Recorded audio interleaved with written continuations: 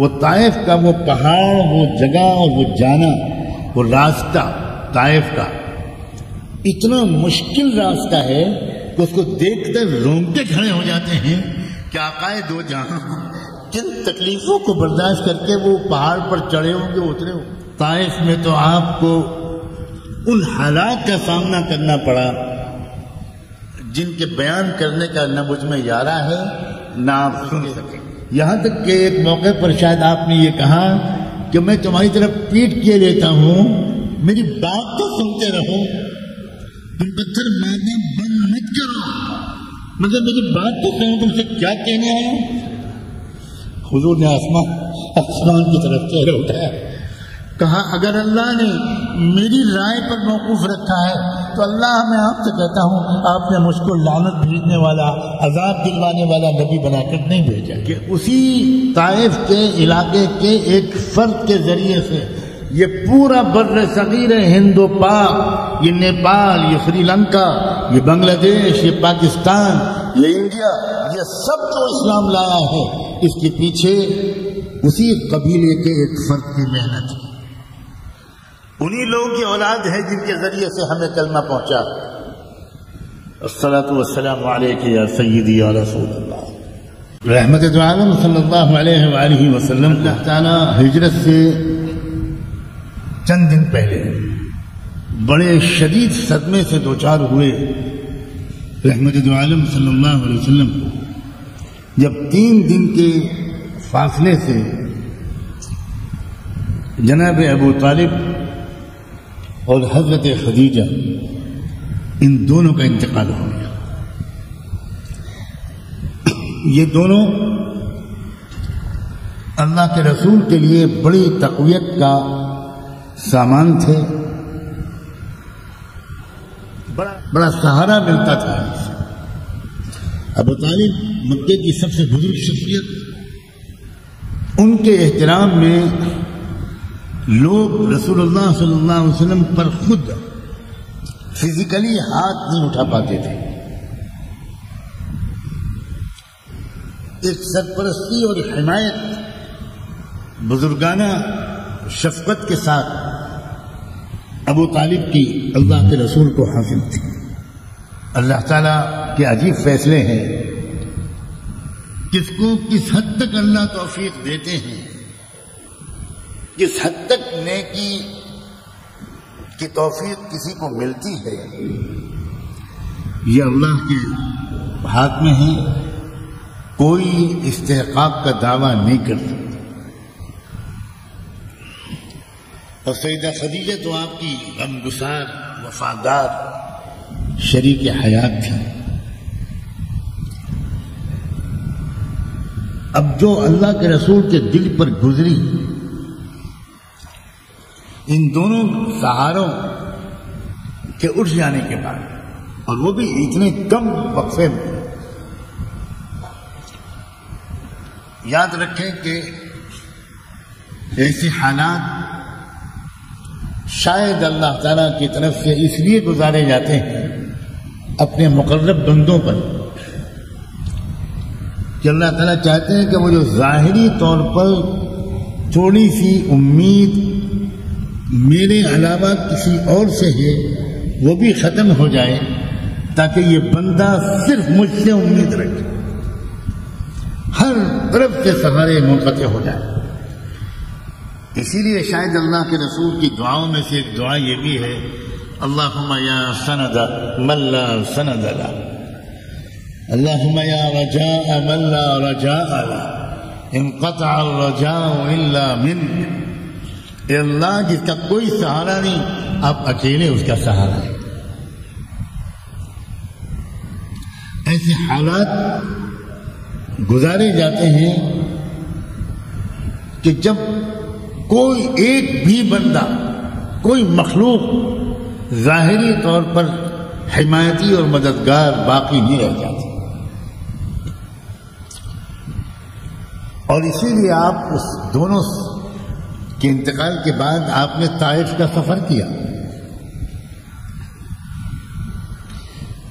کیونکہ آپ یہ سوچتے تھے کہ اب مکے میں تو کوئی ہے نہیں، اب ابو جہل ہے، ابو لہب ہے، اس طرح کے لوگ ہیں. لیکن میں طائف جاؤں، دودھ کے رشتے سے وہاں میرا ننیحال ہے. جس خوش نصیب عورت نے آپ کو دودھ پلایا تھا، بی بی حلیمہ، وہ طائف کی رہنے والی تھی. تو آپ اس امید پر وہاں گئے کہ ابو طالب کا انتقال ہوا، وہ چچا تھے، حضرت خدیجہ گئی، وہ بیوی تھی، وہاں چلا جاؤں، شاید ان کو خیال ہو کہ میرا بھانجا ہی تو ہے جس نے مجھے دودھ پلایا تھا، کوئی ان کا بھائی ہوگا، وہ مجھے اپنا بھانجا سمجھ کر شاید کچھ نرم رویہ اختیار کر لے. اللہ اکبر. لیکن اللہ کا منصوبہ تو کچھ اور تھا. طائف میں تو آپ کو ان حالات کا سامنا کرنا پڑا جن کے بیان کرنے کا نہ مجھ میں یارہ ہے نہ آپ سن سکیں گے. جب آپ پہنچے ان سب کے پاس، کوئی ماموں، کوئی خالو، کوئی نانا، تو یہاں تو مکے والوں نے تو آج تک یہ سلوک نہیں کیا تھا جو انہوں نے کیا. وہ تو خود ہی مذاق اڑاتے رہے، عجیب عجیب قسم کے تبصرے انہوں نے کیے. اور پھر آخر علاقے کے گنڈوں بدماشوں کو اشارہ کر دیا کہ ہماری طرف سے چھوٹ ہے، جو کر سکتے ہو کرو. اور پھر جو گھیرا ہے ان لوگوں نے محمد الرسول اللہ، اور چاروں طرف سے پتھروں کی بارش کر دی. آپ کبھی ادھر مڑتے، کبھی ادھر مڑتے، کبھی ادھر مڑتے، کبھی ادھر کے پتھر سے بچتے، کبھی ادھر کے پتھر سے بچتے، یہاں تک کہ ایک موقع پر شاید آپ نے یہ کہا کہ میں تمہاری طرف پیٹ کیے لیتا ہوں، میری بات تو سنتے رہو، تم پتھر مارنا بند مت کرو، مگر میری بات تو سنو، تم سے کیا کہنے آیا. مگر ظالموں نے اتنا پتھراؤ کیا کہ آپ گر پڑے، آپ کا پیر ٹوٹ گیا، خون کے فوارے بہہ گئے. عیسائی شخص وہ انگور کا خوشہ لے کر باغ سے آیا، آپ کو پیش کیا. وہ اس علاقے کا جو باغ کا رکھوالا تھا، اور آپ نے وہ زخمی حالت میں جو آپ تھکے ہارے پیر کو دھلایا، صاف کیا زخموں کو، اور پھر آپ نے جو انگور اٹھایا اور کہا بسم اللہ الرحمن الرحیم، تو وہ عیسائی حیران رہ گئے. اس نے کہا کہ یہ کیا کہہ رہے آپ؟ تو آپ نے فرمایا میں وہی کہہ رہا ہوں جو اللہ کے نبیوں نے کہا تھا. کس حالت میں آپ وہاں سے واپس آئے؟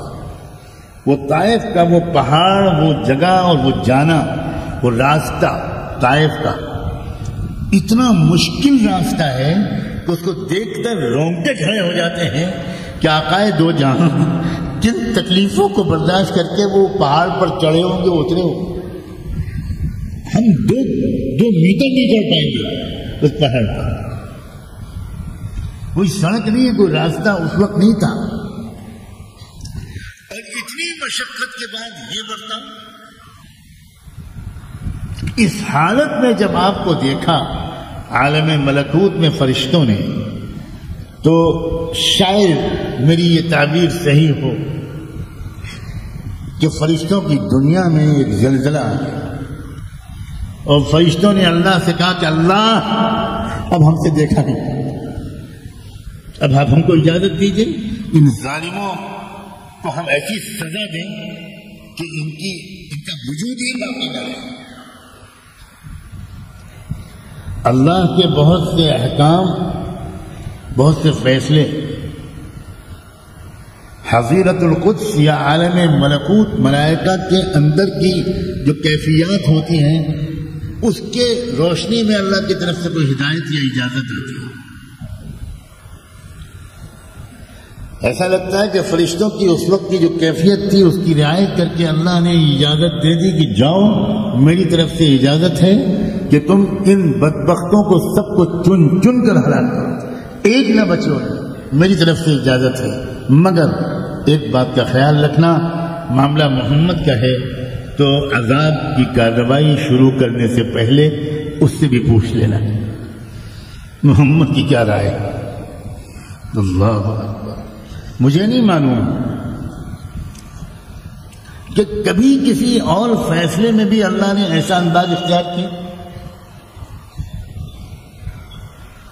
نوح علیہ السلام کی قوم کو عذاب دینے سے پہلے کیا اللہ تعالیٰ نے یہ کہا تھا کہ نوح سے پوچھ لینا؟ حضرت لوط علیہ السلام کی قوم کو عذاب دینے سے پہلے کیا فرعون کو غرق دریا کرنے سے پہلے یہ کہا تھا کہ موسیٰ سے پوچھ لینا؟ یہ مقام شاید صرف رحمت للعالمین کا تھا۔ ایسا لگتا ہے کہ اللہ فرشتوں کو بتانا چاہتے ہوئے کہ دیکھو تم اس وقت بہت جلال میں ہو، میں تم کو منع نہیں کرتا، لیکن تم بہت کچھ جانتے ہو، اس کے باوجود میرے محبوب کے اخلاق کو تم بھی نہیں جانتے، تم بھی نہیں سمجھتے کہ میں نے رحمت للعالمین کا لقب کیوں دیا۔ جاؤ خود جاؤ، میں نہیں منع کروں گا۔ چنانچہ وہ مجھے لگتا ہے کہ محو حیرت ہو گئے ہوں گے فرشتے جب وہ حاضر ہوئے اور انہوں نے آ کر اللہ کے رسول سے کہا کہ اللہ کے رسول آپ کے ساتھ یہ جو ہوا ہے یہ برداشت کے لائق نہیں ہے، ہم نے اللہ سے جو اجازت لے لی ہے، ہم آئے ہیں دونوں پہاڑوں کے بیچ میں، ان طائف والوں کو پیس کر رکھ دیں گے، ایک کے نام و نشان باقی نہیں رہے گا، مگر اللہ نے یہ کہہ دیا ہے کہ آپ سے پوچھ لینا۔ حضور نے آسمان کی طرف چہرہ اٹھایا، کہا اگر اللہ نے میری رائے پر موقوف رکھا ہے تو اللہ میں آپ سے کہتا ہوں آپ نے مجھ کو لعنت بھیجنے والا، عذاب دلوانے والا نبی بنا کر نہیں بھیجا ہے، آپ نے مجھ کو رحمت للعالمین بنا کر بھیجا ہے۔ اللہ ان کو فرشتوں کو واپس بلا لیجئے، میں انتظار کر لوں گا، اگر یہ لوگ نہیں تو انشاءاللہ آئندہ ان کی اولادوں میں تو کوئی تو مجھے پہچانے گا۔ اور حضور کا گمان اتنا درست ہوا کہ اسی طائف کے علاقے کے ایک فرد کے ذریعے سے یہ پورا بر صغیر ہند و پاک، یہ نیپال، یہ سری لنکا، یہ بنگلہ دیش، یہ پاکستان، یہ انڈیا، یہ سب جو اسلام لایا ہے اس کے پیچھے اسی قبیلے کے ایک فرد کی محنت ہے، انہی لوگوں کی اولاد ہے جن کے ذریعے سے ہمیں کلمہ پہنچا۔ الصلاۃ والسلام علیک یا سیدی یا رسول اللہ۔ اب طائف سے یہ زخم کھا کر، اور زخم بھی صرف پیروں کے زخم مت سوچیے گا، آپ کے مبارک قدمین کے زخم تو لوگوں نے دیکھ لیے، بیان کر دیے، مگر آپ کے نازک اور حساس دل کو جو زخم لگے ہوں گے اسے کس نے دیکھا اللہ کے سوا؟ اسے اللہ نے دیکھا، اور اسی لیے اللہ نے طائف سے واپس آنے کے بعد آپ کو سفر معراج میں اپنے پاس بلایا۔